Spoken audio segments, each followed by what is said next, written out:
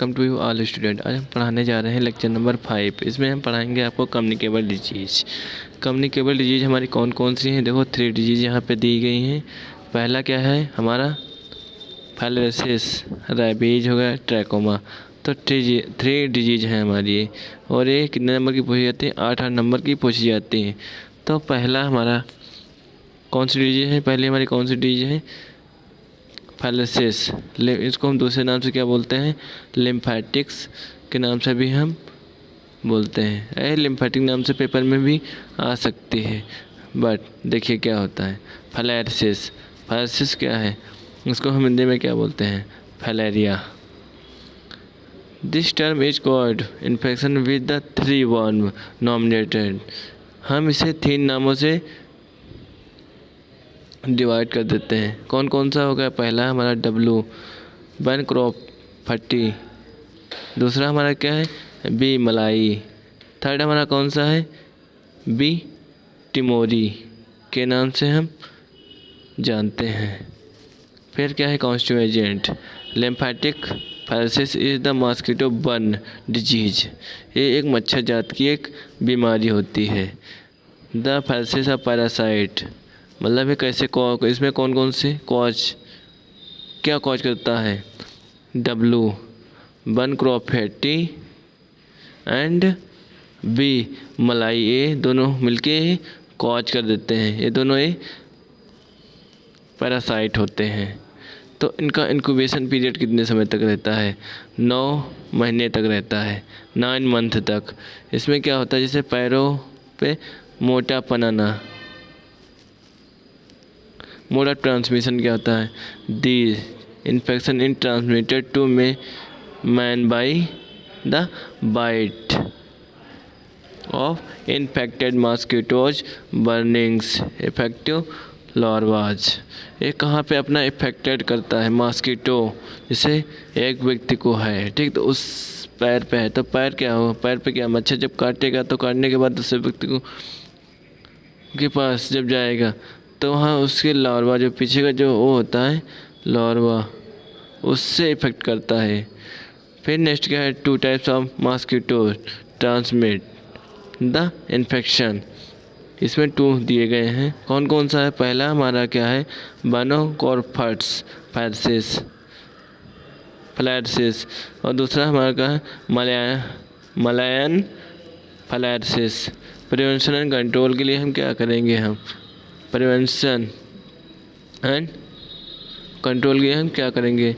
Protection from the mosquito bite by using a mosquito nets, repellents, creams, ये हम use करेंगे। फिर क्या होगा? अर्लियर डिटेक्शन ऑफ द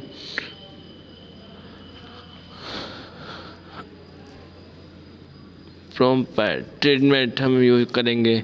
हम परमानेंट ट्रीटमेंट हम करेंगे। Use of the insecticide, sanitary disposal of wastage, prevention of mosquito breeding, ये हम सब यूज करेंगे। मॉस्किटो ब्रीडिंग क्या? फिर नेक्स्ट क्या है? Paediatric blood examination. तो हम पेडियाट्रिक ब्लड एग्जामिनेशन के लिए हम क्या कर सकते हैं? लेबोरेटरी डायग्नोसिस जब करवाएंगे तब हमें पता चल जाएगा। फिर पहला हमारा क्या है? जैसे क्वांटिटेटिव ब्लड काउंट करवाते हैं और हेमाटोलॉजी करवाते हैं तब भी हमें पता चल जाता है। एक्सरे डायग्नोसिस करवाते हैं तब भी हमें पता चल जाता है। इम्यूनो क्रोमेटोग्राफी टेस्ट भी करवाते हैं तब भी हमें पता चल जाता है। लिम्फोसाइट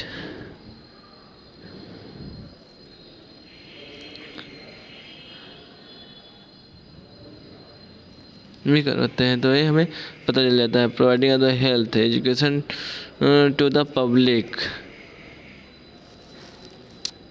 फिर नेक्स्ट है क्या है? डाई एथाइल कार्बाजीन, ये हम टेबलेट लेते हैं। DEC के नाम से जानी जाती है। डाई एथाइल कार्बाजीन के नाम से टेबलेट जानी जाती है। It is the drug of the choice for treating of filariasis. में हम यूज करते हैं, ट्रीटमेंट करवाने के लिए यूज करते हैं DEC टेबलेट्स। रेबीज हाइड्रोफोबिया के नाम से भी जाना जाता है। रेबीज हमारा क्या होता है? Rabies is an acute and highly फटल वायरल इन्फेक्शन डिजीज अफेक्टिंग और CNS सेंट्रल नर्वस सिस्टम पे अपना इफेक्ट करती है। फिर पहला हमारा क्या होगा? ब्रेन पे ज़्यादातर इफेक्ट करता है और स्पाइनल कॉर्ड पे भी इफेक्ट करता है। और कहाँ पे इफेक्ट करता है?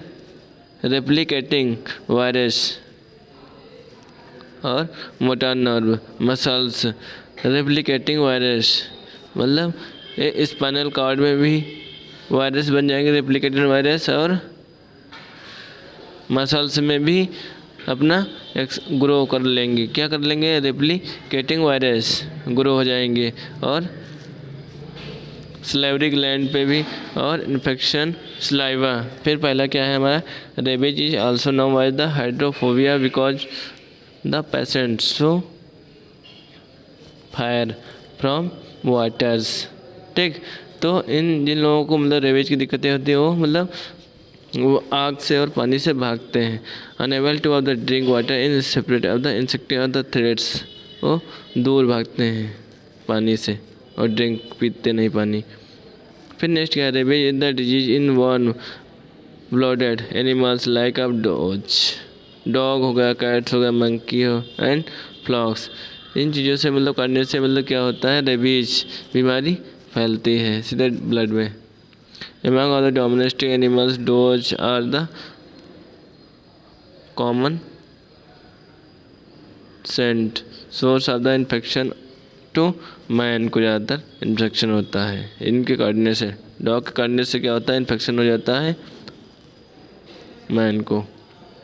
फिर से कॉन्स्टिट्यूएंट एजेंट क्या होता है? Rabies is the caused by the Lisha virus के नाम से ये जाना जाता है। मोड ऑफ ट्रांसमिशन का क्या? Rabies is the mainly spread by bite of rapid animals dog eats common example में कौन है? डॉग हो गया, कैट हो गया, मंकी एग्जाम्पल में आ जाएंगे।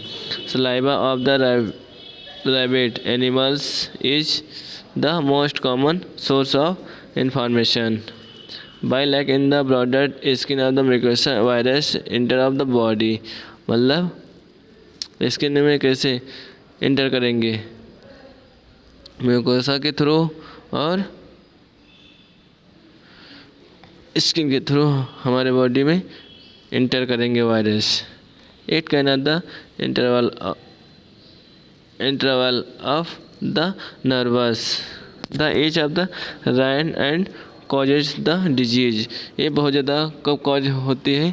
बारिश होने में, जब बरसात के समय में, जब बारिश मतलब बरसात हो रही हो उस समय, जब बादल जब गड़गड़ाने की जो आवाज़ जो सुनाई देती है उस समय बहुत ज़्यादा ये डिजीज कॉज होती है। फिर इसके सिम्टम्स क्या होंगे? Clinical fractures, headaches, slight fevers, pain हो गया, side and wound, saliva runs from the mouth, patient contact and tolerate. तो इसमें क्या होगा? देखो सिम्टम इसके क्या होते हैं? हेडेच होगी, टेंशन बनी रहेगी, और पेन होगा पूरी बॉडी में। ठीक, हर जोड़ों में पेन होगा। Patient and count of tolerate मतलब जिस पेशेंट को रेबीज की दिक्कत होगी तो उसको आप टॉलरेट नहीं कर पाओगे, मोटिवेट नहीं कर पाओगे। फिर नोज एंड स्लाइटली, उसके नाकों से मतलब बहुत ज़्यादा नाक बहेगी। फिर डिफरेंट इन द स्वेलिंग मतलब उसके शरीर पे मतलब स्वेलिंग आ जाएगी। और क्या होगा बाद में? और आग से और पानी से वो भागेगा दूर। प्रिवेंशन एंड कंट्रोल के लिए हम क्या करेंगे? एविडेंटली ऑफ वास मतलब जैसे कुत्ता या बिल्ली, ठीक, या बंदर जैसे किसी व्यक्ति को काटा तो उसको कम से कम 10 से 15 मिनट तक उसको साबुन से एकदम धुल लेना चाहिए। क्योंकि अच्छे से जो धुल लेंगे उसके बाद क्या करेंगे? हम वहाँ पे स्प्रिट या अल्कोहल या आयोडीन का सल्यूशन लगाएंगे। फिर उसके बाद सर्जिकल मतलब उसके ऊपर बांध लेंगे। फिर बांधने के बाद आधे घंटे बाद हम क्या करेंगे? आफ्टर 8 घंटे बाद मतलब बाद में तो हम हॉस्पिटल जाएंगे। हॉस्पिटल जाने के बाद हम ARV का इंजेक्शन लगाएंगे। Clean the wound of the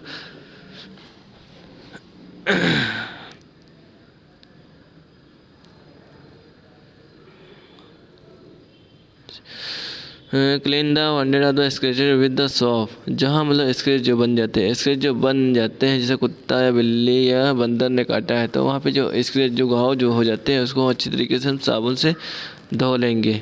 धोने के बाद क्या करेंगे हम, as a possible of the apply the spirit tract the iodine. मतलब स्प्रिट या स्प्रिट का मतलब ये होता है जैसे अल्कोहल या स्प्रिट या आयोडीन, तीनों हम लगा सकते हैं। लगाने के बाद क्या, one two and the covered at the surgical dressing, उसके ऊपर हम कर सकते हैं। A the patient the isolate in the quiet dark room. मतलब उसको हम बाहर जाने के लिए हम नहीं बोलते हैं, उसको बोलते हैं कि सेफ रहो सिर्फ घर में, एक रूम में अलग। Anti rabies vaccine is given by after, उसको हम क्या करवाते हैं, ARV की वैक्सीन देते हैं, एंटी रेबीज वैक्सीन दे देते हैं 8 घंटे से पहले। The best way to the control rabies is destroy all stray the ownerless dog and vaccinated all the pet dog. मतलब पेट डॉग, तो हम क्या करवाते हैं, वैक्सीन लगवाते हैं। फिर नेक्स्ट हमारा क्या है, ट्रैकोमा डिजीज क्या होती है। It is the chronic communicable disease होती है। कौन सी होती है, क्रोनिक कम्युनिकेबल डिजीज होती है of the I and is and the important cause of blindness. से कैसे कॉज करती है, ठीक। तो इम्पॉर्टेंट से इसका कॉज क्या होता है, मेन होता है इसका एक्शन ये होता है कि आँख की जो पुतली होती है उस पर रेडनेस आ जाती है। रेडनेस आने के बाद जब उसका ट्रीटमेंट अच्छे से नहीं करोगे तो वहाँ पे मोतियाबिंद का शिकार बन जाएगा, वहाँ पे वाइट दिखने लगेगा। फिर इसका कॉन्स्टिव एजेंट क्या हुआ, कॉन्स्टिव एजेंट ये होता है कि trachoma is the caused by a virus called by the chlamydia trachoma ticks that in attack करता है। यह कहाँ पे अटैक करता है, म्यूकस मेम्ब्रेन पे अटैक करता है। म्यूकस मेम्ब्रेन पे जब अटैक करेगा तो उसके बाद covering of the surface of the eye ball, मतलब आई के हमारे ऊपर जो पुतली जो होती है उसके ऊपर अपना एक्शन शो करेगा। Laying of the I willed, मतलब आई विल्ड का मतलब ये होता है कि वहाँ पे स्वेलिंग आने लगी। जब स्वेलिंग आएगी फिर उसके बाद इरिटेट होने लगेगा। इरिटेट का मतलब वहाँ पे दर्द सा होने लगेगा, पेन करने लगेगी। जब ज़्यादा पेन करेगा तो वहाँ पे जो स्किन होगी वो वाइट बदलने लगेगी। जो पुतली जो होती है वहाँ पे थोड़ा सा वाइट दिखने लगेगा। जब वाइट ज़्यादा दिखने लगेगा तो क्या होगा, मोतियाबिंद का शिकार बन जाएगा वो पेशेंट। मोड ऑफ ट्रांसमिशन क्या होता है इसका, डायरेक्ट और indirect contact with the ocular discharge of infected person.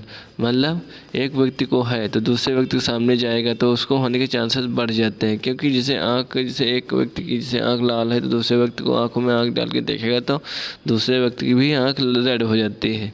तो इसी तरह ये क्या होता है, indirect contact of the ocular discharge of the infected person, एक व्यक्ति को दूसरे व्यक्ति से होने के चांसेस बढ़ जाते हैं। Contact with the infected towels, cloth, hand, vegetables, fingers etc. आदि उनको हम नहीं छुएंगे, ठीक है।